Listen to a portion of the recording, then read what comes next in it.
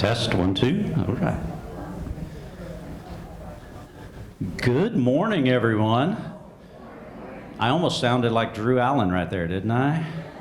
Good morning, Otterbein. Thanks, everyone, for coming, and thanks to everyone out across the neighborhoods who are watching on the OLN this morning. I am Jon Slocum. For those of you who may not know me, I am the Director of Maintenance and Environmental Services. And today we're just going to have a conversation about home safety here at Otterbein. So I was asked by Laura and from IL Services to give a little talk about home safety. So we're going to cover a few different topics today, and really just throughout think about how these relate to you, and think about what you can do to help others as well, because we're kind of one big family here at Otterbein. And so I want to take that approach with this conversation. There will be time for questions in different spots. So if you've got a relevant question about the material we're covering, and then hopefully this will turn out to be a good little talk that we can save and maybe rebroadcast periodically to help folks out. So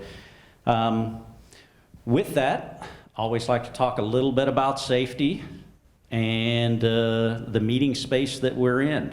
We're in a big room, but heaven forbid we do have an emergency while we're here. Please, everyone, be aware that if the fire alarm does go off, we're going to stay in this room and shelter in place, provided the fire is not in this room. So as long as we don't have any fire bugs in the room, and I'm looking at a couple of people sitting near the back, I'm sure that if Pastor Tom was here, he would say this looks a little bit like church too, because there's nobody in the front row.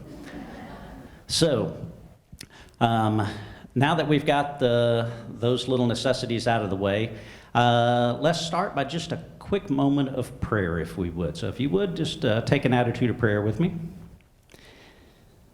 Heavenly Father, thank you for this opportunity for us to come together and discuss some very important topics this morning about safety for our residents and all of us here at Otterbein. Show us the way to understand these topics and take them back to our homes and utilize them for our safety and Otterbein's safety as we continue to try to do your work here every day. In your name we pray, amen. Thank you, folks. So let's get started here. Here's what we're going to kind of talk about. We're going to do a little bit of talking about emergency communications, specifically your IGEA comm boxes and kind of how they work, when you should use them, and things like that. We want to talk a little bit about fire safety because, fire alarms are kind of a way of life here at Otterbein.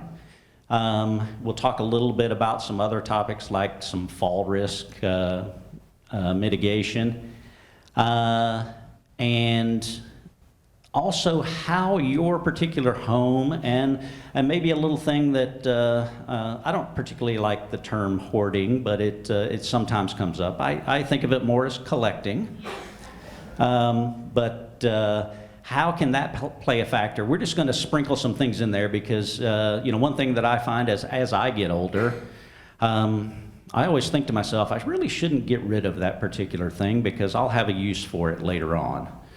My wife tells me that I'll never have a use for it, but you just never know, so I stick it in a corner just in case I need it. But that can play a factor in some of our safety in our homes. So, let's get started a little bit about that. Holding on to things. And I found a nice little picture here of a very efficient use of a kitchen space. But again, we sometimes like to hang on to things. And those things could be things that we think we're going to use later, useful items. Those things can be mementos, pictures, books, things we've acquired from our travels. And oftentimes, throughout the process of, retirement and downsizing, it's hard to get rid of some of those things. So as we go through this, we just want to pay attention and think about your own home, your own living space, and what things you have that maybe could create a bit of a safety issue. They're turning the lights out on me, which is good.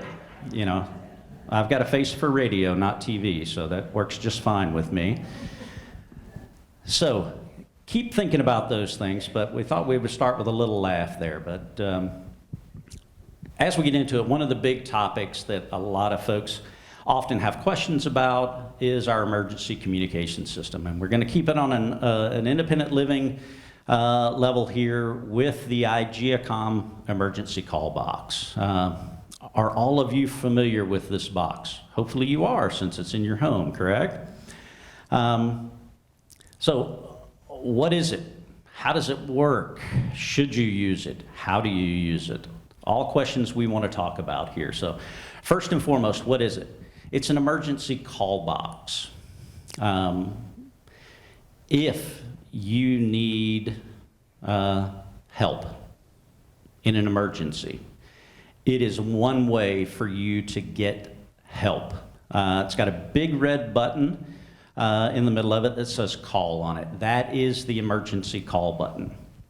So I think sometimes it's one of those things that we think regardless of the emergency, just hit the button and everything's going to be okay. But then sometimes folks aren't really sure if they should use it. Or maybe they use it for things that maybe they shouldn't.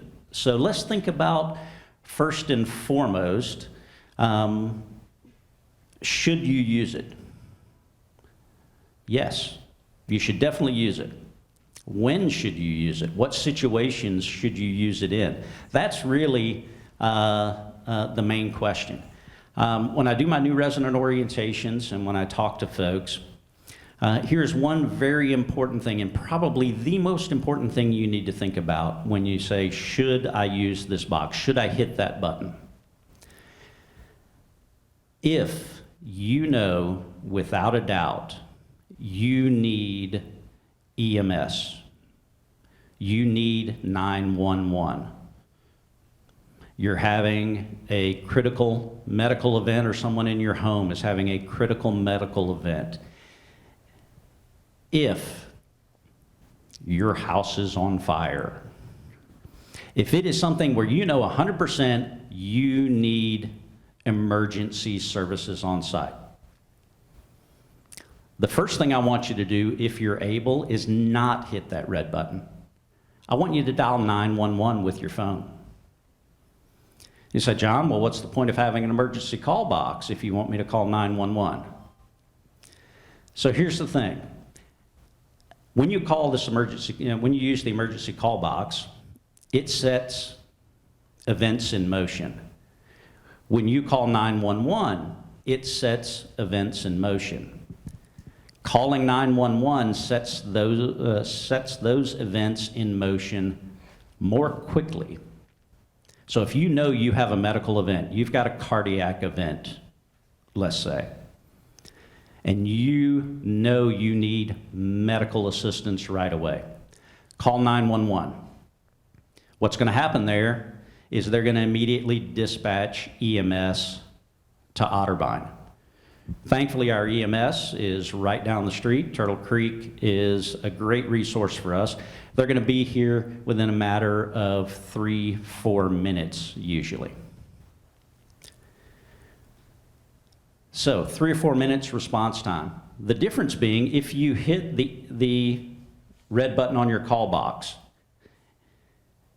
it's going to contact the front desk. It's going to contact the emergency pager that the first responder is wearing. They're going to come to you, and they're going to call EMS. So if you know you have a medical event, calling 911 directly will save you a critical minute, 2 minutes, potentially, maybe even 3 minutes. That is huge in something like a cardiac event. Every minute that goes by when you're not getting outside medical assistance is critical. So if you know 100% you need an ambulance, you need a fire truck, you need EMS, call 911 first. If you have other emergencies, utilize the call button. Or if it's not an immediate event, maybe you're feeling a little poorly and you're not sure what's going on. Maybe you've got a water leak in your home.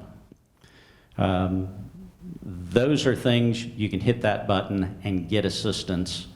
But if it's a medical event, call 911 if you are able. If you're unable to communicate, these are a great resource. You hit that button, someone's going to come to your house, and someone's going to call 911 when maybe you couldn't communicate them. So let's dig down a little deeper into how these boxes work, because some folks are a little bit confused about how they work. So what happens when you push that red button? Two things happen. Number one, it seizes your phone line and begins to communicate.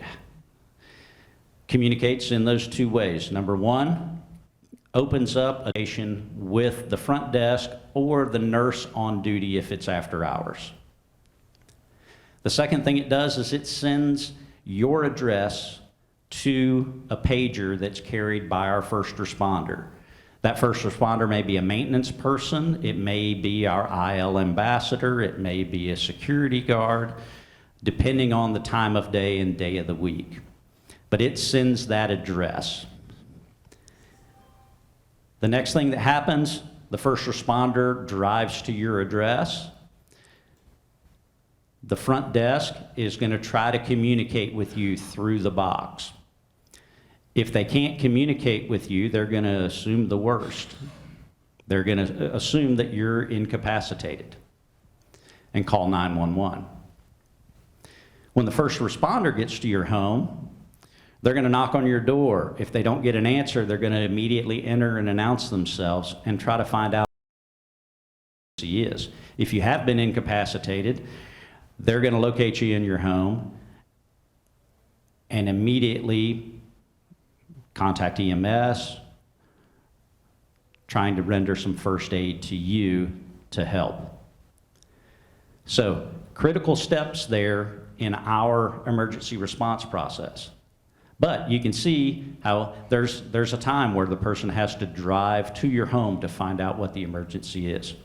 So, always very critical. If you know you need EMS services, dial 911.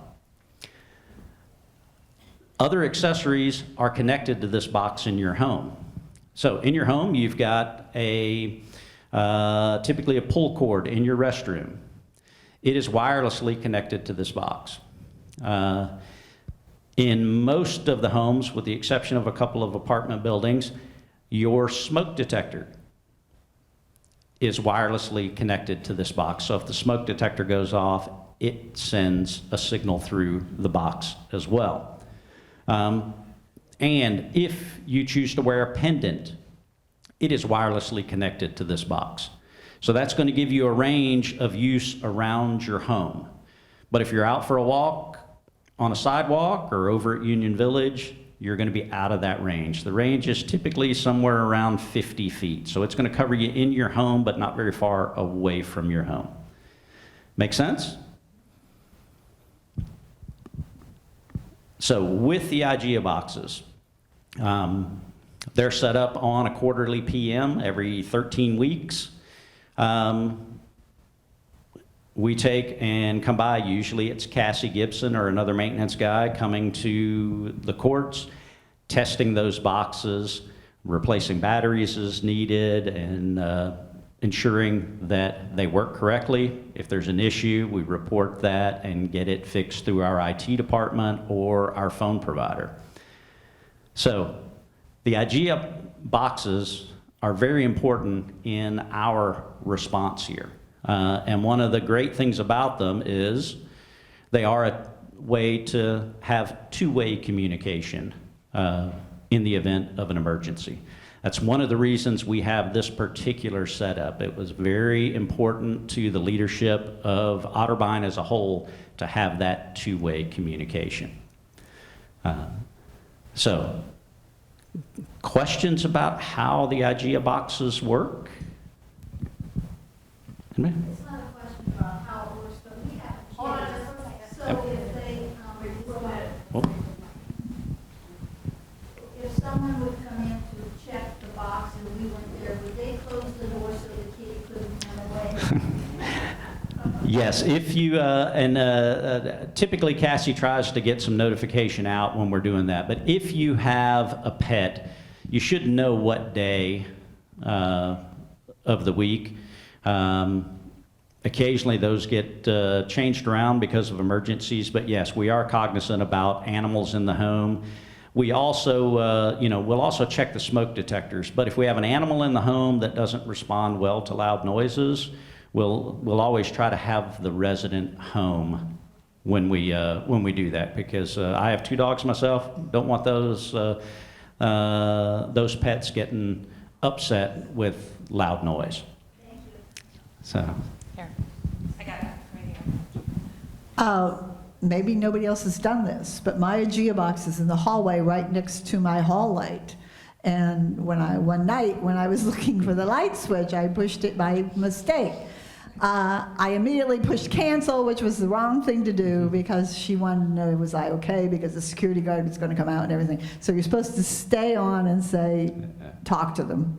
Yeah. So if you accidentally set off the box, and it happens quite often, so often that we refer to it in our records as an accidental bump. No big deal. Another way, just an insurance that it's working, but expect to get some communication back and expect someone to show up at your door and knock on your door and make sure that it's reset and ready for the next one. And you can always, if you want to test it, now, in fairness, don't everyone leave this presentation and go test your box. The front desk will hate me for that. But if you ever have a question about it, you can always call maintenance. We can send someone out and, test it for you. So. When they say test your box monthly, I usually push the menu or the activities button. If that's working, I figure the rest of it's working. Is that right? Yeah. Typically it's seizing that phone line, and that phone line communication is what we need. So you can press one of the other menu or activities buttons and check it that way as well. That's going to let you know that it is indeed connected. So. John, Yes. help, I've fallen, I can't get up. Yes. Who do I call? Do I call Otterbein or do I call 911 to get me up? So to be clear on that, sometimes there's confusions on lift assists. If you have fallen and you can't get yourself up, we at Otterbein, our first responders are not trained in lift assist. They can push a chair over to you to see if you can get yourself up, but they are not allowed to do a lift because they have not been trained in proper physical lifting of people, and we don't know whether or not you've sustained an injury. So if you can't get yourself up, then we would take and contact EMS for a lift assist, and they would come out and do that because they are trained for that. So if you're able and you want to call 911 directly, you can do so.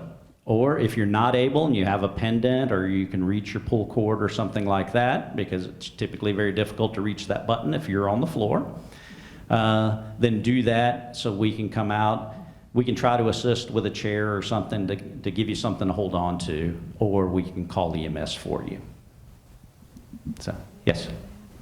Is there a way to know that that unit has been checked out by Cassie or someone has gone? Yes. We keep inspection records. We're required to do that. So you can call at any time, and she can look up when the last time that it was done on our PM schedule. So Cassie can tell you that. So one thing you should also know with that, when we do these tests, they are considered life safety tests. If you're not home on the day that we do the test, if you're out of town or something like that, we will enter your apartment to do those tests because they are a critical life safety function. So if you happen not to be home, they're gonna knock on the door, but they're gonna come inside and test that because we need to test all of them and keep them on their schedule, regardless of whether it's home. That's one of those emergency things that we will enter your home for. Is it normal for when the storm's starting to come for the IGA box to turn on? It can be, depending on the static or traffic through phone lines. It's not uncommon for lightning to cause an energy surge that could potentially set that off. We have that with some of our fire alarm systems and things like that as well. And you don't do anything about it, you just put up with it? Unfortunately, yeah. Shouldn't hit the stop button or anything like that? Or Yeah. the cancel? Well, if it goes off, you should call, if it's after hours, call the front desk or call maintenance the minute it goes off if you didn't set it off. Oh, really? Yes. Okay, Yep, that's absolutely. good to know. Thank you. All right. I tried a pendant for about 2 months, and I was constantly setting it off inadvertently, Yes. bumping it. Have others had that experience? Yes, accidental bumps on pendants are not uncommon, and if you're experiencing those, call down and talk to Cassie in our maintenance department. There's a lot of things we can do to try to help with that, and take a look at how you can keep that from happening. A lot of times it's how you carry it or where you carry it and things like that. So just give Cassie a call. It looks like we've got one more in the back, and then we'll. We can't hear the alarm, the fire alarm, when it goes off and when it's canceled again. Is that in your apartment building or in your In apartment? In our apartment. Okay, so see me after or see one of the ladies after and get your address, and I'll have someone come check that out. Also, the menu and the activities, I tried it this morning. The menu, it says, "Good morning, Otterbein, this is July the 1st," and our menu is, "This is July the 5th." Yeah, the menu and program buttons, unfortunately, I don't control that. The different departments, they update those. So you can check in with those departments and they'll look into that for you. Okay. All right. All right. Are you taking fire alarm questions? We will be shortly, so. I'll wait. I'll wait. Because, you know, the next it's a great segue. Thank you very much for that, because, you know, the next topic is fire safety. And so I found a nice little picture here that should pretty much say it all right. Fire is not safe, usually. In your home, fire is not safe. So I got a good kick out of that, but we want to talk about a few things with fire safety. And to go through here, there are a few things that I want you to think about. And the first one is egress. So what is that? If you were to have a fire in your home, could you get out of your home? Got some giggles out there. Hopefully your home doesn't look like this. However, you need to think about, can you exit your home quickly and easily? So that kind of goes back to that topic about holding on to things. Is there a clear path that you can get out if you had to? Also, think about things. Can you get to emergency supplies? You know, if you have a fire extinguisher, you happen to keep one of those in your home, can you get to it? And then, most importantly, if needed, could EMS get to you? So think about that in your own home, from different spots. So wherever it is you sleep, can you quickly get from there to the front or the back door of your home, depending on which you have? Is it a clear path? Is there a clear path if you have a mobility device? If you use a walker or a rollator or things like that, do you have a nice clear path that you can quickly and efficiently get out of your home? And then, is there enough room that if EMS needed to get into your home, can they do so? Can they bring a gurney in if they needed to bring a gurney in? So think about that when you go back home. Just take a quick look around. Could I egress? Let's say I had a fire in the kitchen. Could I get out of the house easily? Is there anything that's going to obstruct me? Is there anything that's going to cause a trip hazard? You know, do I have things on the floor or things like that? So that's kind of step one, is can you get out and can others get in if you need that help? Some other things that we see a lot here on campus that I always like to remind folks about: electrical concerns. How many of you guys use space heaters in the wintertime? I was going to say a couple of you have to, come on. But overloading circuits can be a big problem, especially in smaller homes that have smaller electrical services. So pay attention to what you've got plugged in, and especially if you're using power strips. You never want to daisy chain those. So you never want to plug one power strip into another power strip. That just increases the opportunity to overload a circuit.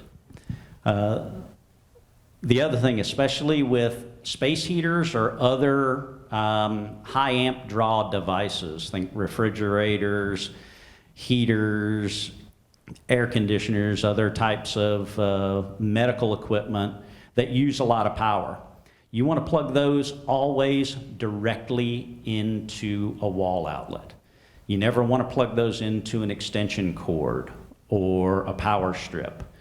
Because what happens, your typical space heater pulls almost the entire amount of electricity on a given circuit.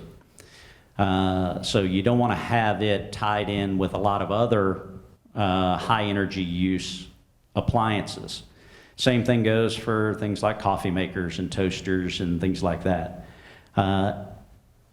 If you have a power strip that it's plugged into that isn't rated for that kind of draw, it's going to get hot. It's ultimately going to melt and look something like this that you see on the screen, and ultimately potentially cause a fire. So make sure you're using quality appliances that are UL listed, and then definitely make sure those high amp draw, those space heaters and things like that are plugged into the wall, that they're not going to be in your walking path. You don't want to trip over them. You don't want to trip over the cords. And certainly you don't want to have them near other flammable items, papers, newspapers, and things like that. So be aware of those. Those of you with baseboard heat, a little bit of a special concern. I went into a lot of homes with baseboard heat. We tend to like to put curtains on our windows. The baseboard heaters are under the window, furniture in front of it, or sometimes, you know, there's a side table. I can remember a recent incident. Thank goodness it was here in the summer, not in the winter, but a person was storing some newspapers and magazines under a table right next to a baseboard heater. Some of those newspapers had slid back against the baseboard heater and were actually inside the baseboard heater. If that heater would have come on, it could have easily ignited those newspapers. So be aware of what's in front of your baseboard heaters. We don't want to end up with a problem there. The other thing, don't be this person. Don't do custom electrical wiring at your house. That's a no-no. If you've got an electrical concern, call us in maintenance. We'd love to come out and help you with it. But believe it or not, things like that have happened where someone actually wired up an extension cord to a light fixture and then stuffed it all inside the wall because they wanted an extra outlet. So don't be that person. We would really appreciate you not being that person. Cooking safety. Anyone had that experience in their home? I hope not. But occasionally we do. So the first thing I'll tell you is our cooking issues here at Otterbein, or our fire safety issues that are associated with cooking, are typically the first 3 items on that bullet point. Number 1, kitchen clutter. Folks keep a lot of stuff in the kitchen. Sometimes they use their stovetop as extra counter space because sometimes you just need to. So that goes back to that. You remember that slide I showed you when we first got started? That's a pretty difficult kitchen to cook in, I would think, but they're trying. So keeping your work surfaces clear, keeping your stovetop clear, very important. Also, accidentally turning on controls. Some stoves have the controls on the front, some have them on the back. Ones on the front, you need to pay particular attention to. You don't want to bump into those and turn a burner on, especially if your stovetop looks like that. You don't want to accidentally turn that burner on. It won't take long for you to have another visit from our friends at Turtle Creek. And then this also happens quite often. Never walk away from a stovetop while you're cooking. We've had numerous instances of residents, they're cooking breakfast, the phone rings, they answer the phone, they get talking with a family member or something like that, and the next thing you know, breakfast looks a little more well done than we prefer.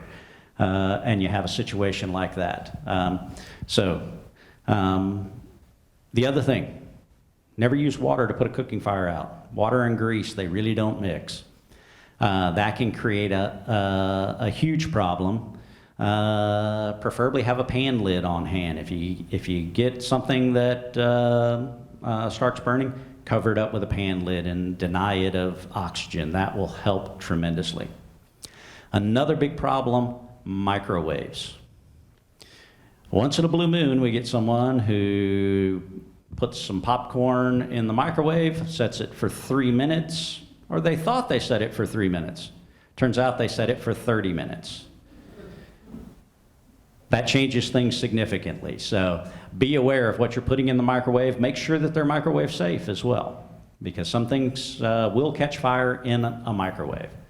But like I say, hopefully none of your kitchens look like that picture. That's one of my favorite pictures there. Next step, safe storage. Hopefully, not many of you store, hazardous things, but we all have somewhat hazardous things that we need to think about that could potentially be, a source of fire or other concern. Whenever possible, store things in their original containers. If you've got cleaning chemicals or even,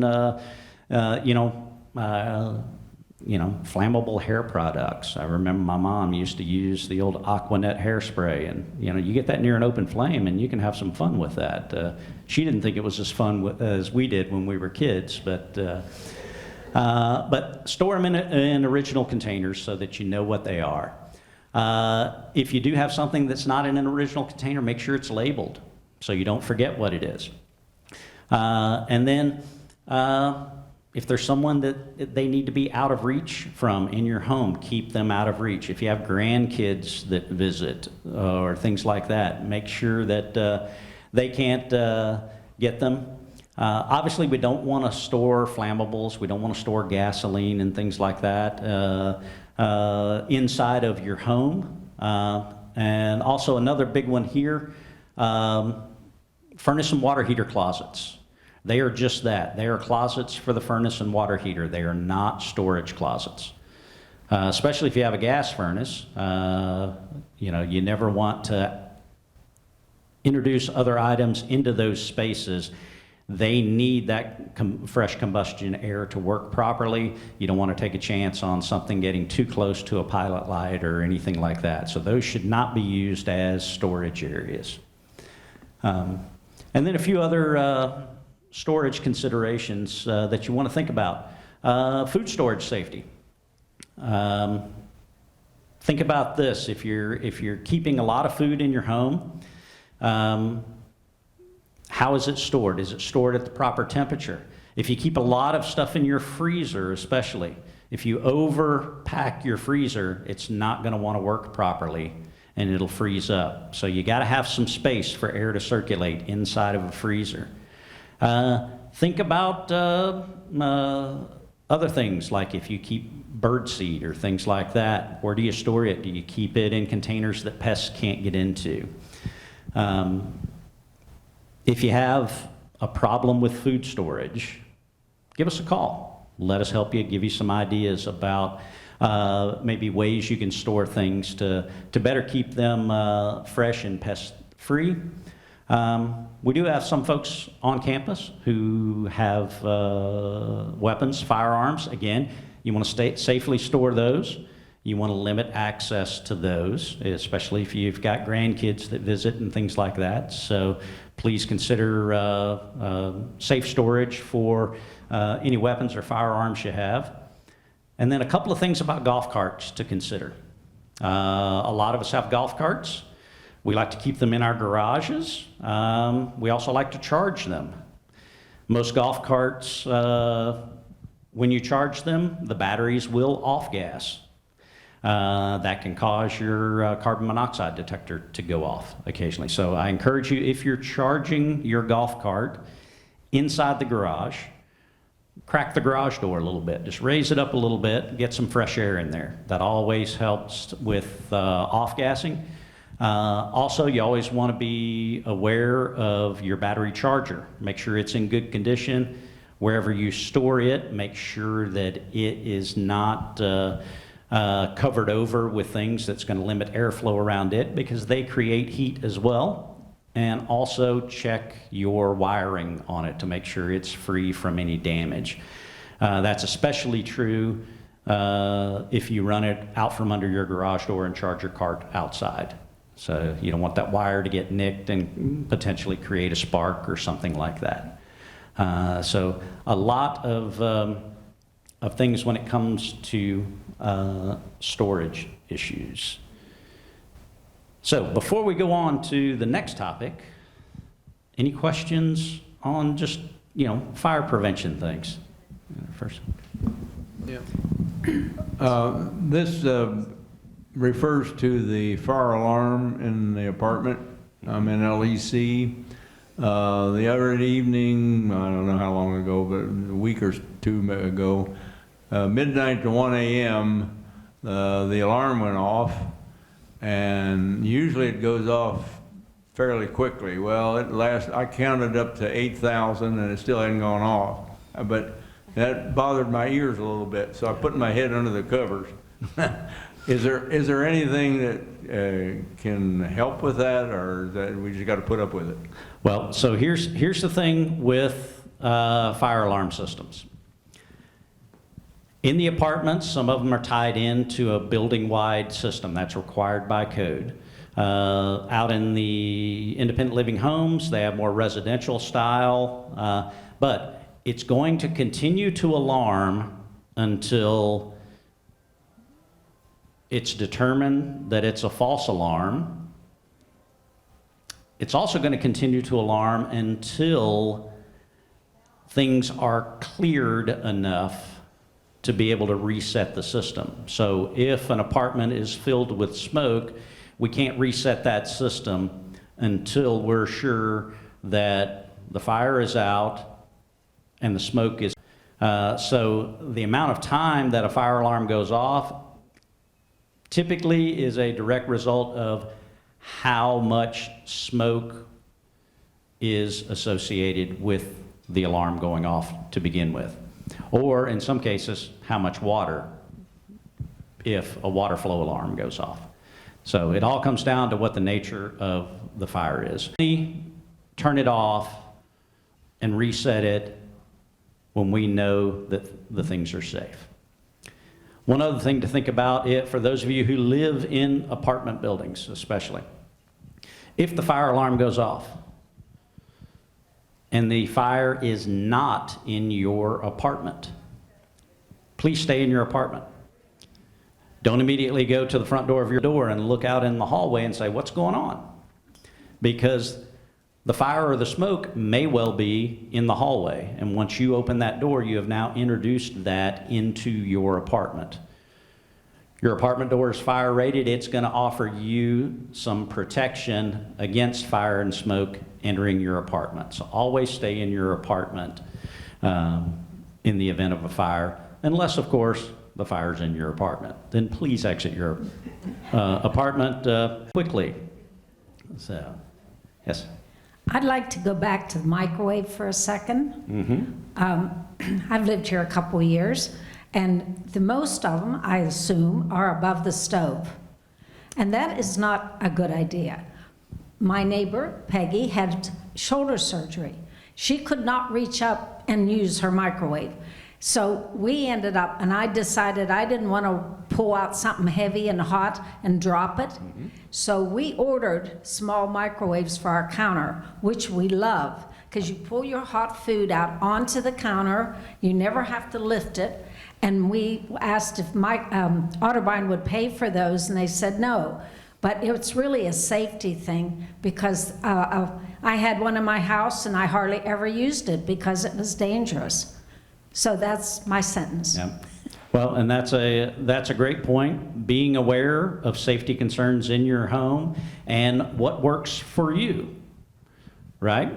So, think about those things, because some folks don't do well with cooking on the stove. Some folks don't do well. They have mobility issues. All those things you should be aware of when you're looking at your home from a safety standpoint, and what can you do to make your home as safe as possible for you. For example, if you use a mobility device, maybe your walkways in your home need to be a little wider, so space your furniture further apart and things of that nature. Make your home right for you. That's a great point. Just a couple real quick points. She mentioned about the IGEA going off when there's a storm. Is she talking about a tornado warning? I mean, the IGEA does talk during the storms. Yeah, sometimes you can get an electrical power surge through phone lines during storms. And that can cause Like a buzzing or something? Yeah, sometimes you can get a buzzing. Sometimes it'll actually set the unit off, much like, the old analog phones. When they'd get that phone surge, sometimes they would ring. Oh, okay. And the other thing is about putting stuff in the hot water, not storage. In the tree courts, there are shelves built in this hot water room, tank room, so it's obviously made for storage in our units. Well, and in many places, the hot water heater is in a room, but those are also electric hot water heaters, not gas. So, all right, we have one more here. What should we do with paint that has been used in the apartment that maintenance has left there? Where should it be stored? If you want to store it, then the best place to do that is in a closet someplace, or in an area that it can't freeze. If it's standard paint that you don't want to store, call us and we'll take it, and we can either dispose of it, or depending on its age, it may be ready to be retired anyway. And I think we got one more in the back and one up front. Yes. Walking on sidewalks, not in the street. There's a lot of missing by sidewalk. Yeah, we'll get to that bit in just a second. Yeah.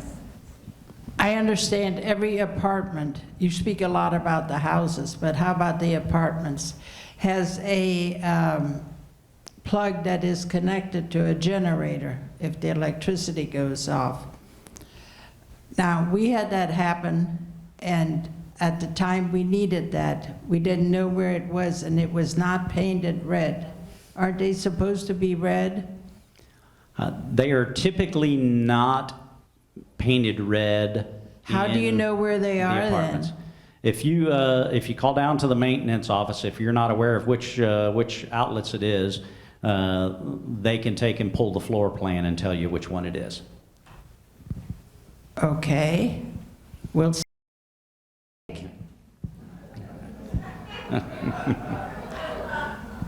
All right. So a couple of things. Here's another thing that we care a lot about here at Otterbein, and I'm sure that Assistant Chief Elliman is probably, maybe some of you folks have heard him talk about it, but just a couple of things I want to go through here quickly from a safety standpoint as we move on beyond especially the fire safety, is if you have mobility devices, we encourage you to use them. They're great for your balance. They're great to help you get around. So please, if you have them or need them, please use them. That is always step one, in your home and outside of your home. Also, within your home, keep your pathways clear of clutter, cords, things like that. That goes back to that fire egress aspect of it too. We don't want to have trip hazards and things like that. Ample room between furniture. When you're walking around the community, try not to take shortcuts. Whenever possible, walk on sidewalks, not on the turf or roadways. Stay clear of construction areas. We're always building here. I've been here 8.5 years. We've never not had construction on this campus in the 8.5 years I've been here. How many times do I see people walking right through a construction area? Over the last 2 weeks, I can't tell you the number of people I've seen walking across trenches where we're putting the curbs in down at the pavilion. I can't tell you how many folks I've seen when we've got construction going on in a building walking into that area to see what's going on. Please don't do that. And also, there's a couple of things that we can do for others who may, have some mobility difficulties. Number one, be alert and aware of other folks. Whether you're, driving in your vehicle, on your golf cart, you're walking down a hallway and turning a corner. I'll be the first one to say I've been guilty of it. I've been in a hurry to get to the next meeting and I come around a corner and there's a person there, right? So be aware of those things as you're walking around. Be aware of your speed. Golf carts, vehicles, mobility scooters.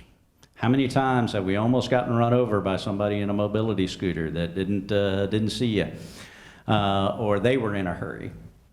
And then please don't drive your golf carts on busy sidewalks, especially up here around Campus Center, around the LEC and Gallery and those areas. Those are high traffic areas, and they, folks, we want to keep those clear for pedestrians. We don't want folks thinking they need to step off the side of the sidewalk. So think about those things. Think about your fellow residents as you travel around the campus. So going to start to wrap things up because we're getting close to time here, but a couple of things to think about. And back to those holding on to things concerns. A couple other safety concerns we have. Holding on to things, keeping things, a lot of stuff. That can create some other problems. If you've got a lot of stuff stored in your home, it can lead to some problems with pests. If you got a lot of stuff, paper, magazines, cardboard boxes, things like that, certain critters love those. Mice love those, roaches love those, things like that. If you're storing a lot of food or birdseed, you name it, things in your home, in your garage, the mice love those. Bed bugs love places they can hide. Makes it very, very difficult for folks to be able to to take and treat for pest infestations if your apartment is very full and cluttered. And then again, think about that food safety and other health issues related to having a lot of stuff and a lot of clutter in your home. You know, that freezer is full or that refrigerator is full. It's not going to work as well. It's not going to hold as good a temperature because the air can't circulate. Now you've got food that's being stored at an improper temperature. You got a lot of stuff, especially paper and things like that, that create a lot of dust. That's not good for your respiratory health and can cause breathing difficulties and things like that. So just kind of think about those things in general. And to wrap things up, where do you get help if you've got some safety concerns or you're not sure if your home is as safe as maybe you would like for it to be? Where do you go for help in that regard? If it's a maintenance concern, call down to the maintenance office and we'll arrange to come out and do an inspection and see how we can help you. If you've got a question or concern about, collecting, hanging on to stuff, or, you need assistance with, food storage, food prep, things like that, reach out to our Independent Living Services team at the clinic. They've got resources they can help you with. Really, if you have a concern about a neighbor, don't be afraid to reach out to that neighbor. Also, don't be afraid to reach out to your Otterbein family at IL Services about that neighbor.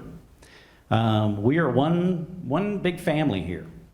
So it all comes back to our big common concept here at Otterbein. If you see something, say something, right? If you have a concern, about safety, about health and wellness, about your fellow friends and neighbors and family here at Otterbein, say something. Bring it up to one of the teams so we can take and help you with that. So with that, we are close to time. We probably got time for 2 questions, maybe 3 before we go off air. So you got one here? Yeah.